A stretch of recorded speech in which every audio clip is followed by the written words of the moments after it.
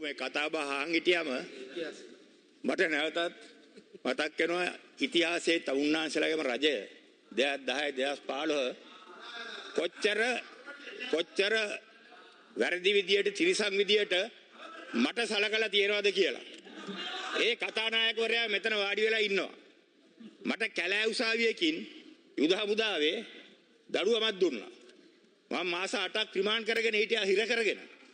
ඒ දඬුවම දුන්නම අපි උසාවි 3කට ඇපීල් කරා. ඇපීල් 3ව තියෙද්දිත් මට දඬුවම දුන්න දවසේ ඉඳලා මේ කතානායකවරයා මෙතන වාඩි වෙලා ඉන්න. මට පාර්ලිමේන්තුවට එන්න දුන්නේ නැහැ. මම අනුමත කරනවා. කියන්න මයික් එක දෙන්න. මයික් එක දෙන්න. ඔව්. මයික් එක දෙන්න. මයික් එක ගන්න මයික්.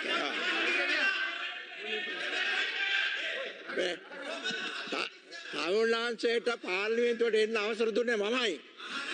සියලුම තමුන්නාන්සේගේ තීන්දුව අපි මේ ස්කින් මේගේ ඒ පොත්වල තිබෙන කරුණු සලකලා බලලා තමයි කටයුතු කරේ. මොකද්ද කියලා අහන්නේ? තමුන්නාන්සේට දුන්නේ නැද්ද මේකට එන්න? පාර්ලිමේන්තුවට එන්න අවසර දුන්නේ නැද්ද?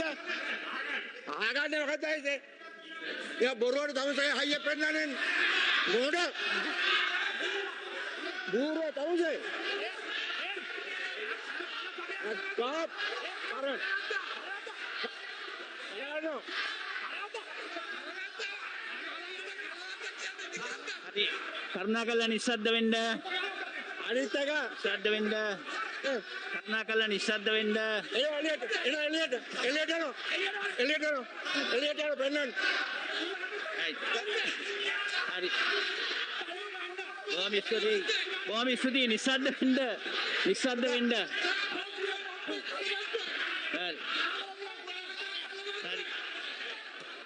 හරි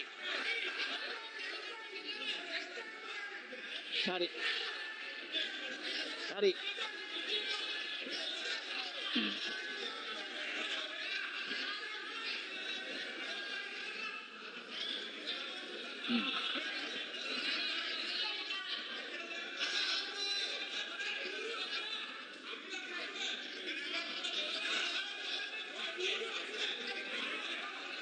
හරි